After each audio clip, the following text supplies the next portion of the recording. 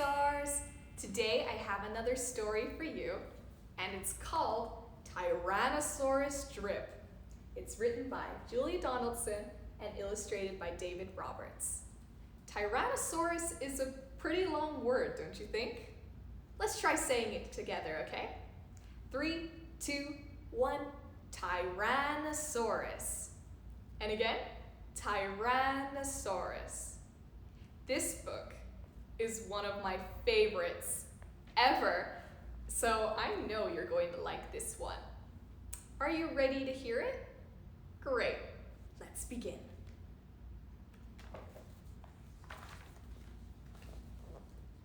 In a swamp beside a river, where the land was thick with veg, lived a herd of duck-billed dinosaurs who roamed the water's edge.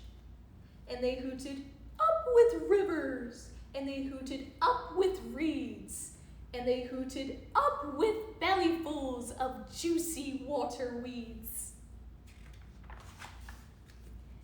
Now across the rushy river, on a hill the other side, lived a mean Tyrannosaurus with his grim and grisly bride. And they shouted, "Up with hunting!" And they shouted, "Up with war!" And they shouted, "Up with bellyfuls of duck-billed dinosaur!"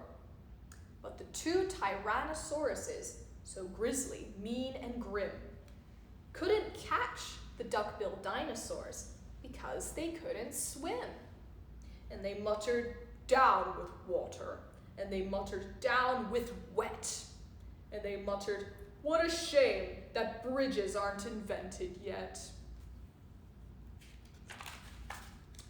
Now a little Compsognathus, but for short we'll call her Com, found a duck-bill egg and stole it from a nest beside the swamp. And she swam with it and ran with it and muttered, "Clever me!" And won't the baby cubs be thrilled with duck-bill egg for tea? She dropped the egg in terror and went running for her life from the mean Tyrannosaurus and his grim and grisly wife. Now the mother T had great big jaws and great enormous legs, but her brain was rather little, and she couldn't count her eggs. And she sang, "Hatch out, my terrors, with your scaly little tails, and your spiky little toothies, and your scary little nails." Out hatched babies 1 and 2, as perfect as could be. But Mother T was horrified by baby number 3. And she grumbled, "He looks weedy." And she grumbled, "What long arms." And she grumbled, "He looks weak, and look, his mouth is like a beak."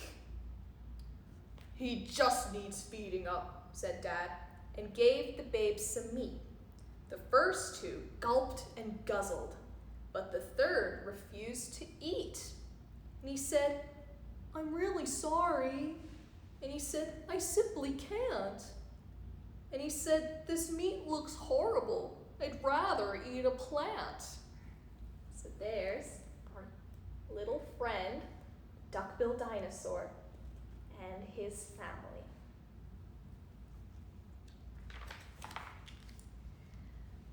"A plant!" yelled Mum in horror, and Dad said, "Get a grip." His sisters found a name for him, Tyrannosaurus Drip. And they shouted, "Up with hunting!" And they shouted, "Up with war!" And they shouted, "Up with bellyfuls of duck-billed dinosaur!" Poor Tyrannosaurus Drip tried hard to sing along, but the others yelled, "You silly Drip, you've got the words all wrong." For he hooted, "Down with hunting!" And he hooted, "Down with war!" And he hooted, "Down with bellyfuls of duck-billed dinosaur!"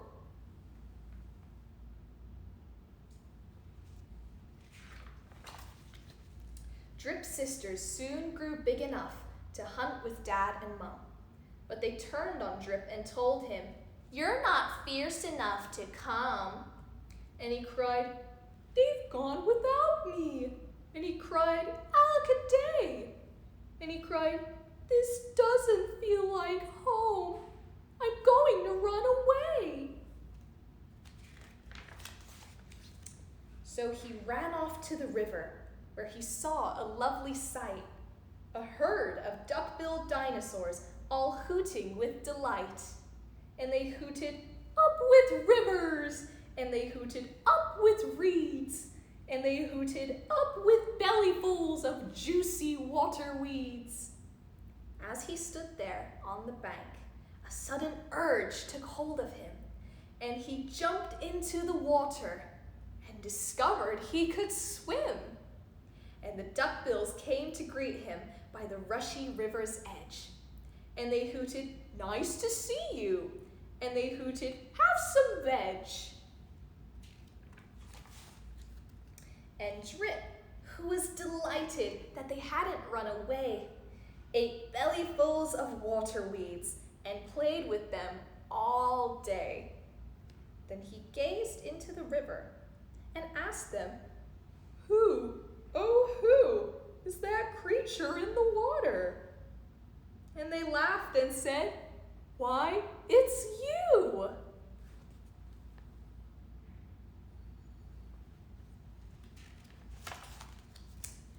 That night, the lightning crackled and a storm blew down a tree, and it fell across the river, and the T's cried out, "Yippee!" And they shouted, "Up with hunting!" And they shouted, "Up with war!" And they shouted, "Up with bellyfuls of duck-billed dinosaur!" Oh no, what's going to happen to the duck-billed dinosaurs now that the T-Rexes can walk across the bridge? Let's find out. Drip's sisters stepped onto the bridge, but then began to frown, for there in front of them stood Drip, who yelled, "Look out! Look down!" And they looked into the water, and they each let out a yelp. And one cried, "Water monsters!" And the other one cried, "Help!" Their mother scolded, "Nonsense!" And she joined them on the tree. Then she looked into the water and exclaimed, "Good gracious me!" The three of them stood trembling, and Dad said, "Get a grip. You're all of you as drippy as Tyrannosaurus Drip." And he strode onto the bridge and scoffed, "I bet there's nothing there." Then he looked into the water, and he jumped into the air. And how the duckbills hooted when he landed with a crash, and the tree bridge broke, and 4 Tyrannosauruses went splash. And spluttering and clinging to the branches of the tree, they went whooshing down a waterfall and all the way to sea. And the duckbills hooted happily. They hooted, "Hip, hip, hip, hooray! For the heroic one and only Duck-Bill Drip." Yay! And that's the end of the story. Thank you for reading with me today. I hope you enjoyed the story as much as I did. For more stories like this one, subscribe to AYLA'S Moon for all the stories under the moon and the stars. Bye-bye!